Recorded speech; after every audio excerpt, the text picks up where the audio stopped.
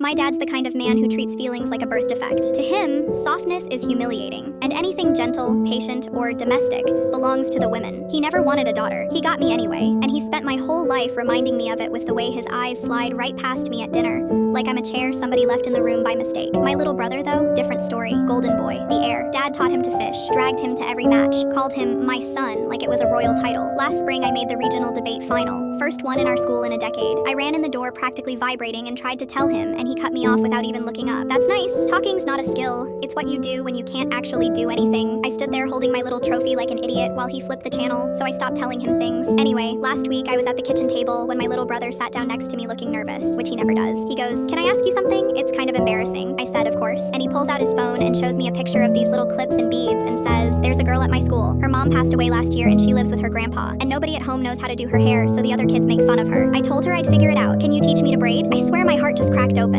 I said, "Yeah, get me a hairbrush and sit still." So there we are. My 12-year-old brother hunched over 3 lengths of yarn I taped to the table, tongue poking out of his mouth, messing up the pattern over and over and refusing to quit. "Over the middle, not under," I kept saying, and he kept nodding like it was the most important lesson of his life. It was the softest I'd ever seen him. And then, from the couch, my dad's voice cut across the room like a slap. "What the hell is this? No son of mine is gonna sit around doing hair like some little girl. That's pathetic. Go do something useful." He said it slow, so it would sting. I felt my whole body go hot. I opened my mouth to tear into him, but before a single word came out, my little brother set down the yarn, turned around in his chair, and looked our dad dead in the eye. "At least somebody wants me around," he said. "You're gonna die in that chair, and nobody's gonna notice for 3 days." The room went completely silent. I'm talking dead air, the kind of quiet where you can hear the fridge humming. My dad's face did this thing I'd never seen before. All the meanness just drained out of it, and for 1 second he looked small, old. He opened his mouth, closed it, then got up and walked out to the garage without a word. We heard the door shut. He didn't come back in for the rest of the night. My brother turned back to me like nothing happened and said, "Okay, over the middle, right?" I laughed so hard I had to wipe my eyes. "Over the middle," I said. "You're a natural." We practiced for 2 more hours. His braids were lumpy and crooked and honestly kind of a disaster, but they held. Before he went to bed, he asked me to help him put together a little kit for her. A brush, some soft ties, the good detangler spray, so she wouldn't have to ask anyone. "I don't want her to feel weird," he said. "I just want her to feel normal." And that's when it hit me. My little brother has my dad's exact face.